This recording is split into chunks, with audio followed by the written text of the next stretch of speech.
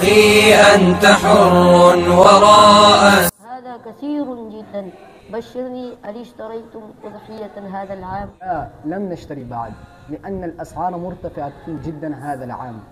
السلام عليكم ورحمة الله وبركاته. وعليكم السلام ورحمة الله وبركاته. كيف حالك يا أخي؟ أنا بخير والحمد لله، وكيف حالك أنت؟ أنا على أحسن حال. بشرني هل اشتريتم أضحية هذا العام؟ لا، لم نشتري بعد لأن الأسعار مرتفعة جدا هذا العام.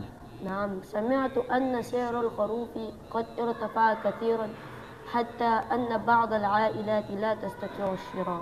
كلامك صحيح، لقد ذهب والدي إلى السوق في الأسبوع الماضي ووجد أن سعر الخروف الجيد يتجاوز 150 ألف روبية. هذا كثير جدا، وفي السنوات الماضية كنا نشتري خروفا جيدا بنصف هذا السعر تقريبا.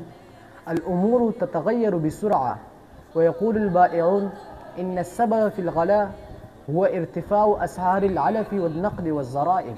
وهل توجد رقابة من الحكومة على الأسعار؟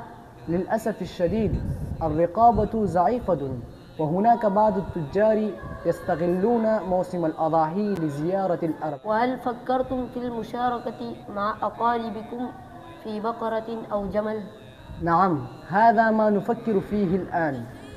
البقرة يمكن أن يشترك فيها 7 أفراد، وهذا يخفف العبء المالي. فعلنا ذلك في العام الماضي ووجدنا الأمر سهلا ومناسبا، والأهم أن النية كانت خالصة لله. نعم، هذا هو الأصل في الأضحية، فالله لا ينظر إلى صور الأضاحي بل ينظر إلى قلوبنا وتقوانا. نعم ما قلت، ونسأل الله أن ييسر الأمور للجميع ويجعل هذا الموسم مباركا علينا وعلى المسلمين أجمعين.